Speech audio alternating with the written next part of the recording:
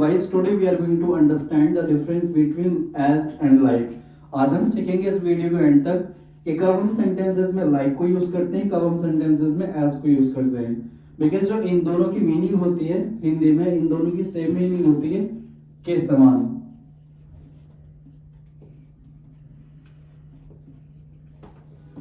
इन दोनों का मतलब क्या होता है हिंदी में? के समान या फिर के जैसा।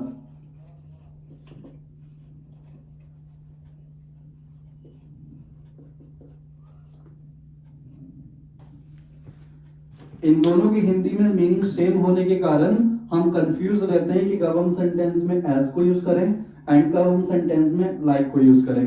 सो उसी कंफ्यूजन को दूर करने के लिए आप इस वीडियो के एंड तक बने रहिए और आई होप आप एज और लाइक को इस वीडियो के बाद सही से यूज कर पाएंगे और समझ पाएंगे कब आपने लाइक को यूज करना है, कब आपने एज को यूज करना है। सो चलिए विदाउट डिले हम स्टार्ट करते हैं आज की वीडियो जो है हमारी एज और लाइक के कॉन्सेप्ट्स के ऊपर। कॉन्सेप्ट नंबर फर्स्ट है हमारा, हम देखेंगे एज और लाइक को एज अ प्रेपोजिशन। दोनों को एज अ प्रेपोजिशन कब यूज किया जाता है और इन दोनों की क्या क्या डिफरेंट मीनिंग्स होती हैं सेंटेंसेस में।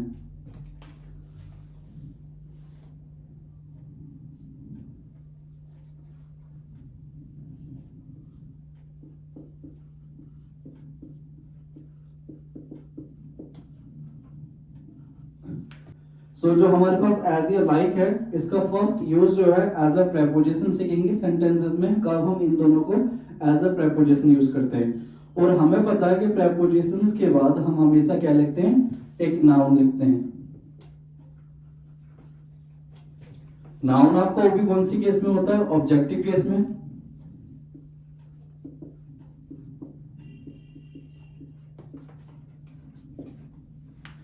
जब भी हम लिखेंगे प्रेपोजिशन को उसके बाद में नाउन लिखा जाएगा, यानी कि जो नाउन होगा या प्रोनाउन होगा वो हमेशा ऑब्जेक्टिव केस में होगा।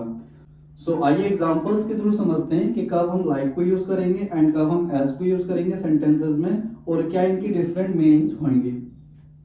Sentence number very first, she is. So आइए इन 4 सेंटेंसेस के थ्रू समझने की कोशिश करते हैं कि जो हमने लाइक और एज फिर लाइक फिर एज का यूज जो कर रखा है, इनके क्या डिफरेंट मीनिंग्स हैं इन सेंटेंसेस में। सेंटेंस नंबर फर्स्ट है हमारे पास, she is speaking like me. अब इस सेंटेंस को अगर आप देखोगे तो मैंने आपको बताया था जो लाइक है हमारी वो क्या है? एक प्रेपोजिशन है। मतलब लाइक का जो पार्ट्स ऑफ स्पीच है वो एक प्रेपोजिशन भी हो सकती है सेंटेंस में। So in this sentence like is a preposition. So इस सेंटेंस में ये प्रेपोजिशन है, therefore we have used here me, जो कि आई का ऑब्जेक्टिव केस होता है।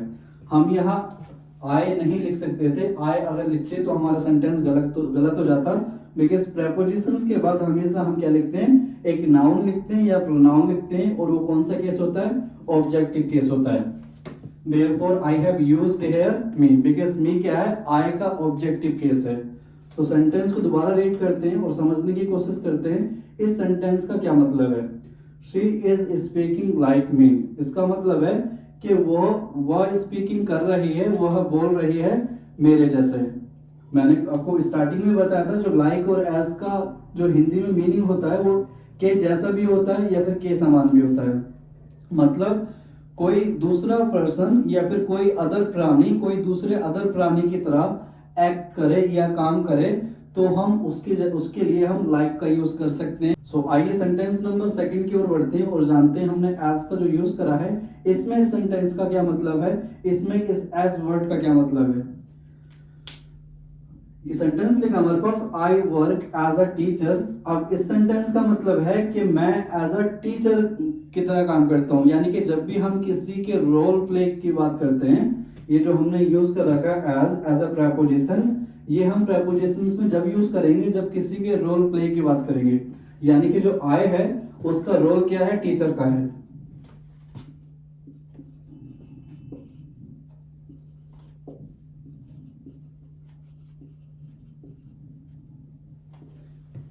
जब भी हम रोल की बात करेंगे तो एज को एज अ प्रेपोजिशन यूज कर सकते हैं। So in this sentence I work as a teacher, so मैं जो टीचर की तरह रोल प्ले कर रहा हूं, इसलिए जो एज अ प्रेपोजिशन यूज कर रखा है इसमें सेंटेंस में। बिकॉज एज के बाद अगर देखोगे आ टीचर जो है एक नाउन है, और हमें पता है प्रेपोजिशंस के बाद हमेशा हम एक नाउन लिखते हैं। सो इन टू सेंटेंसेस के थ्रू हमने जान लिया कि जो हमारा एज है या फिर लाइक है, ये दोनों क्या होते हैं, प्रेपोजिशंस होते हैं। आइए सेंटेंस नंबर 3 की ओर बढ़ते हैं। Sentence number 3 is you are like my brother. अब इस सेंटेंस में जो लाइक यूज कर रखा है हमने, इसका मतलब है कि तुम मेरे भाई के जैसे हो, यानी कि तुम मेरे भाई के जैसे एक्ट करते हो या फिर दिखते हो। आपको मैं अपने भाई के जैसा मतलब मानता हूं, यानी कि आप मुझे मेरे भाई के जैसे दिखते हो। और जो फोर्थ सेंटेंस है, इसमें भी हमने लिख रखा है you are as my brother. अब अगर इस और इस सेंटेंस को देखोगे तो इस दोनों सेंटेंसेस में स्लाइट डिफरेंस है। जो ये सेंटेंस है you are like my brother, आप मेरे भाई के जैसे हो, और इस सेंटेंस में you are as my brother, तुम मेरे भाई के जैसे हो। अब हिंदी मीनिंग तो सेम है, बट अगर इसको समझने की कोशिश करोगे तो इस सेंटेंस का मतलब है कि तुम मेरे भाई के जैसे हो, मतलब जितना मैं अपने भाई को मानता हूं, आपको भी मैं उतना ही मानता हूं। बट इस सेंटेंस में है you are like my brother, आप मेरे भाई के जैसे हो, आप मेरे जैसे मेरा भाई एक्ट करता है या फिर जैसे मेरे भाई की क्वालिटीज हैं, वैसी आपके अंदर क्वालिटीज है। जब भी हम क्वालिटीज की बात करेंगे तो हम लाइक का यूज करेंगे, लेकिन जब हम बात करेंगे कि कोई किसी का रोल प्ले कर रहा है तो हम एज का यूज करेंगे। सो आई होप आपको यहां तक समझ आ गया होगा। जब भी हम एज या लाइक का यूज करेंगे, सो इन दोनों के डिफरेंट यूजेस होते हैं सेंटेंसेस में। जब हम लाइक वर्ड को यूज करेंगे तो किसी की क्वालिटीज की बात करेंगे तो हम लाइक का यूज कर सकते हैं। जैसे ही टीचर्स लाइक राकेश सर।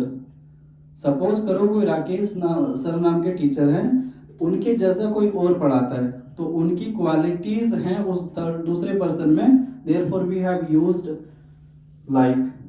लेकिन जब मैं बात करूं एज, इट मींस के क्वालिटीज की बात नहीं कर रहा, अब मैं उस पर्सन का रोल प्ले की बात कर रहे हैं, यानी कि कोई पर्सन किसी का रोल प्ले कर रहा है।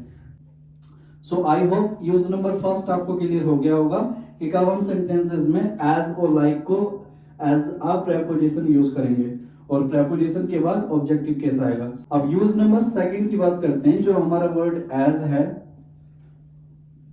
ये एक कंजंक्शन भी होता है सेंटेंसेस में, और हमें पता है जब भी हम कंजंक्शन को लिखते हैं तो उसके बाद हमेशा हम सब्जेक्टिव केस यूज करते हैं।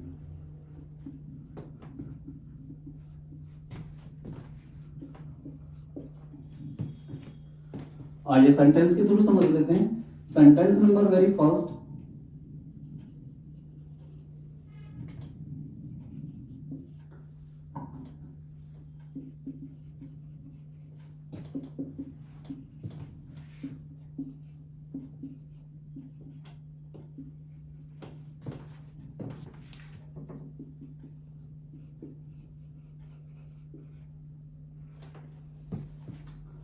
अब हमने ये जो सेंटेंस लिखा है you are teaching as Rahul sir teachers, इस सेंटेंस का मतलब है कि आप पढ़ा रहे हो जैसे राहुल सर पढ़ाते हैं।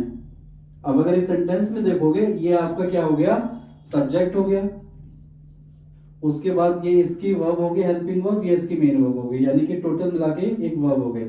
ठीक है, सो ये हमारा क्या बन गया, एक क्लोज बन गया। उसके बाद देखोगे ये हमने क्या यूज कर रखा है, एज यूज कर रखा है, और एज के बाद अगेन एक सब्जेक्ट लिख रखा है। उसके बाद हमने सर, उसके बाद टीचर्स, यानी कि जो वर्ब है। अगेन ये क्या बन गया, एक सेंटेंस, यानी कि एक क्लोज बन गया। और हमें पता है कि जब भी हम दो क्लोजेस को जोड़ते हैं आपस में, सो जो भी यूज किया जाता है वो कंजंक्शन यूज किया जाता है। जब भी हम दो सेंटेंसेस को जोड़े या दो वर्ड्स को जोड़े या टू क्लोजेस को जोड़े तो हम कंजंक्शन का यूज करते हैं, बिकॉज यही इन्हीं का काम होता है, टू सेंटेंसेस, टू वर्ड्स या टू क्लोजेस को आपस में कनेक्ट करने का। सो इस सेंटेंस में जो एज को हमने यूज कर रखा है, एज अ कंजंक्शन यूज कर रखा है, बिकॉज हमेशा कंजंक्शन के बाद सब्जेक्ट लिखा जाता है, सब्जेक्ट के बाद लिखते हैं वर्ब। एक और सेंटेंस देखते हैं।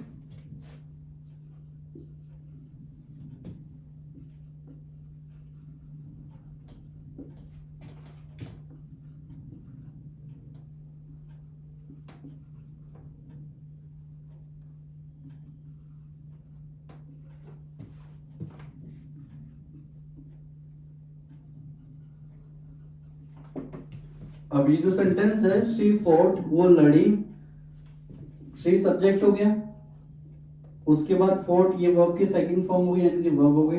एक क्लोज हमारा यहाँ हो गया, उसके बाद हमने एज लिख रखा है, देन हमने टाइगर लिख रखा है, ये हमारा सब्जेक्ट है।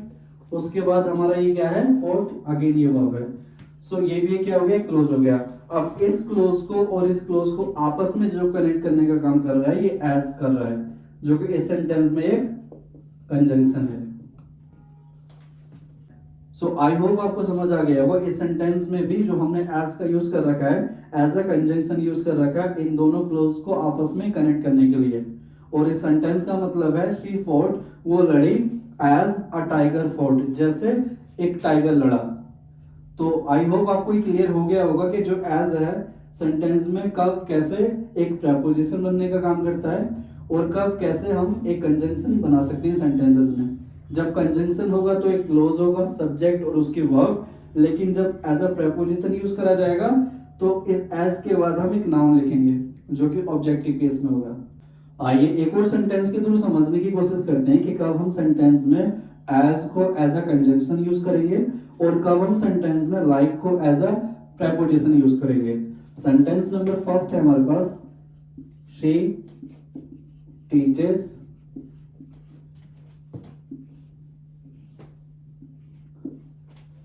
ये जो सेंटेंस है, शी टीचर्स, वो पढ़ाती है। अगर इस सेंटेंस में हम एज को यूज करेंगे एज अ कंजंक्शन, तो उसके बाद हमने कोई सब्जेक्टिव केस लिखना पड़ेगा और सब्जेक्ट के बाद हमें वर्ब भी लिखनी होगी। लेकिन अगर मैं बात करूं शी टीचर्स, उसके बाद में अगर मैं लाइक को यूज करूं, जो कि एक प्रेपोजिशन होती है, तो मुझे एक ऑब्जेक्टिव केस यूज करना पड़ेगा। तो क्या जाना हमने, जब इस सेंटेंस में हम लाइक को ऐड करते हैं तो उसके बाद हम ऑब्जेक्टिव केस लिखते हैं, लेकिन एज को लिखते हैं एज अ कंजंक्शन, तो उसके बाद हम सब्जेक्टिव केस, उसके बाद हम वर्ब लिखते हैं। आइए अब इस सेंटेंस को हम कंप्लीट करते हैं एज और लाइक दोनों को यूज करके। She teachers as I teach. So इस सेंटेंस में देखोगे ये आपकी सब्जेक्ट है शी, और उसके बाद इसकी वर्ब ये टीचर्स हो गया, तो ये क्लोज है। उसके बाद हमने एज को यूज कर रखा है, एज के बाद हमने सब्जेक्टिव केस यूज कर रखा है, सब्जेक्ट के बाद हमने वर्ब को यूज कर रखी है उसकी। सो ये दो क्लोज हैं, she teaches and I teach. इन दोनों क्लोज को इस एज ने जोड़ रखा है, जो कि इस सेंटेंस में कंजंक्शन बनने का काम कर रहा है। लेकिन अगर इस वाली सेंटेंस की मैं बात करूं, शी टीचर्स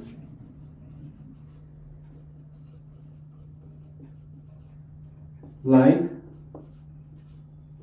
मी, तो इस सेंटेंस में भी देखोगे आप, मैंने मी यूज कर रखा है, जो कि आई का ऑब्जेक्टिव केस है। ठीक है, इस सेंटेंस में जो ये लाइक है एक प्रेपोजिशन है, देयरफॉर प्रेपोजिशन के बाद हम नाउन लिखते हैं या फिर प्रोनाउन लिखते हैं, जो कि हमारे ऑब्जेक्टिव केस में होते हैं। सो हमने आई का भी ऑब्जेक्टिव केस में लिख रखा है, शी टीचर्स लाइक मी, वो मेरे जैसे पढ़ाती है। और इस सेंटेंस की भी मीनिंग सेम है, she teachers as I teach, जैसे मैं पढ़ाता हूं।